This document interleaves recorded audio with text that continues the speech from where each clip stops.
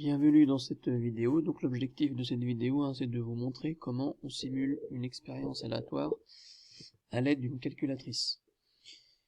Alors ici j'ai trois expériences aléatoires. Donc j'ai le lancer d'une pièce de monnaie.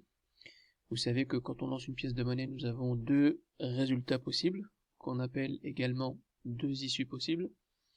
Et donc l'objectif, c'est de simuler le lancer d'une pièce de monnaie avec la calculatrice.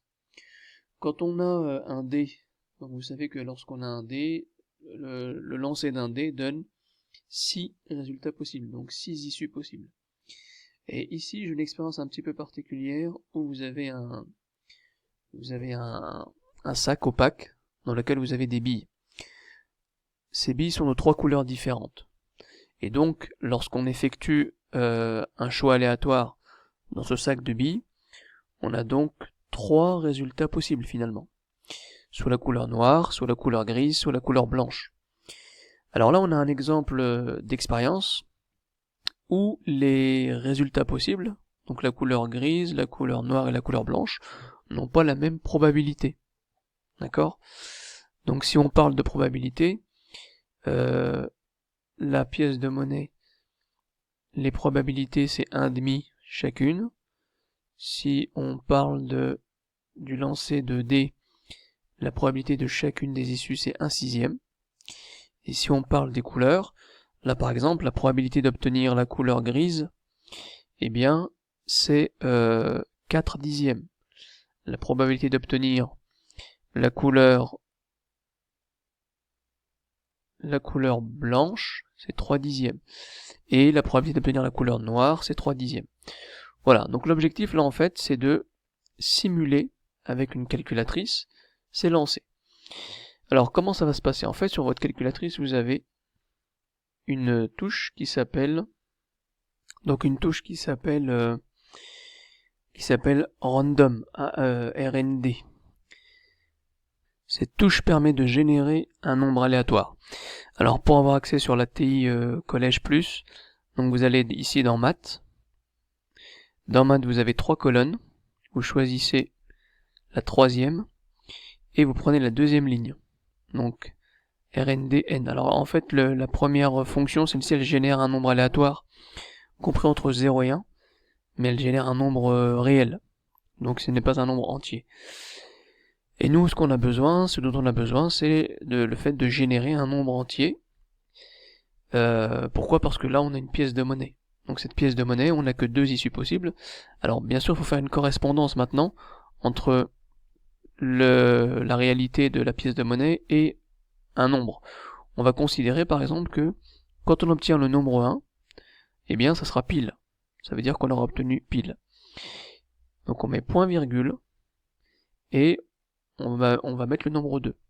Donc lorsqu'on tape ça à la calculatrice, qu'est-ce que ça veut dire ? Ben là ça veut dire qu'on demande à la calculatrice de générer un nombre entier aléatoire, donc au hasard, entre 1 et 2. Voilà. Donc lorsqu'on va appuyer sur la touche entrée, la calculatrice va nous générer soit 1 soit 2 mais de façon aléatoire. Quand on aura le nombre 1, on dira qu'on a obtenu pile, et quand on aura le nombre 2, on dira qu'on a obtenu face. Donc regardez, j'appuie sur entrée, là j'ai obtenu face. Là j'ai obtenu pile, face, et ainsi de suite. Alors même chose, si je veux simuler le lancer d'un dé, alors là c'est très facile à comprendre également. Donc l'objectif c'est de simuler, c'est de générer un nombre aléatoire un nombre entier aléatoire entre 1 et 6.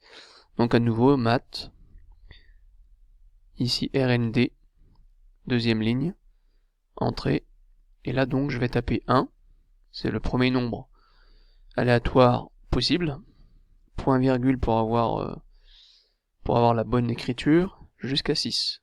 Donc cette écriture là qu'on vient de saisir fait générer à la calculatrice un nombre entier de façon au hasard entre 1 et 6. Donc elle va nous donner soit 1, soit 2, soit 3, soit 4, soit 5, soit 6 de façon aléatoire.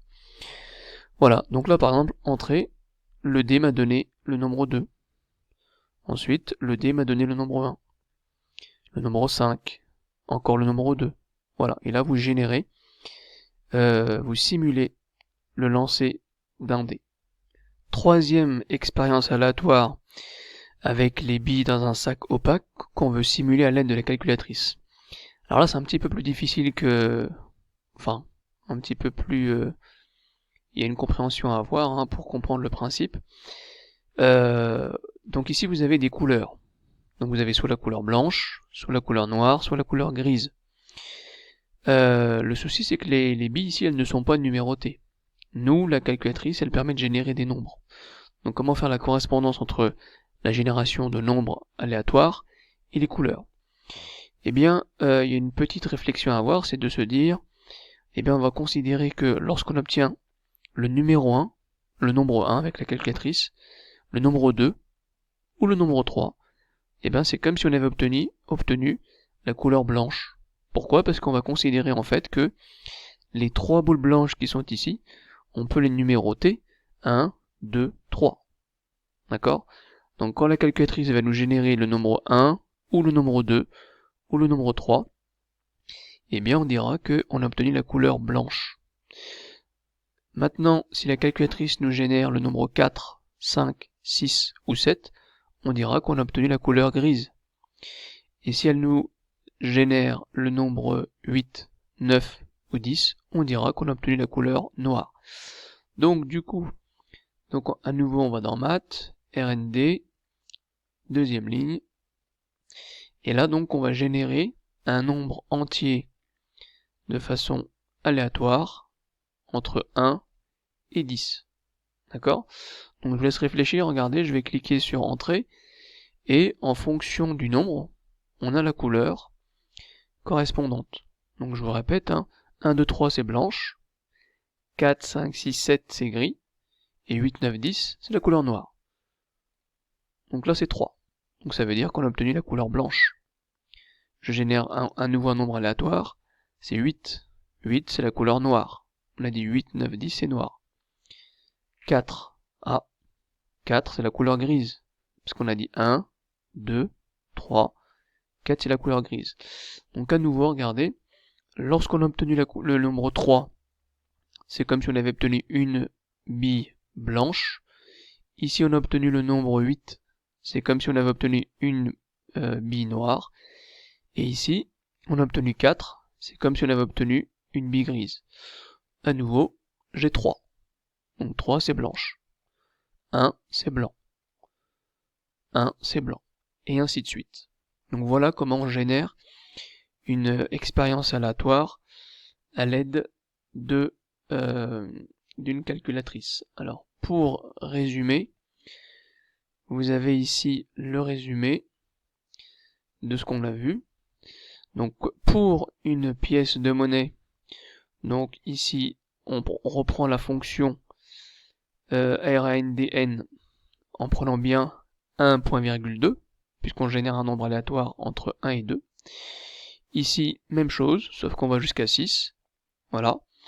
Et ici, voilà, il y a la petite correspondance à faire, qui consiste à dire que quand j'obtiens 1, 2, 3, c'est du blanc, 4, 5, 6, c'est du gris, enfin 4, 5, 6, 7, c'est du gris, et 8, 9, 10, c'est la couleur noire. Donc voilà comment on fait pour simuler une expérience aléatoire à l'aide de la calculatrice.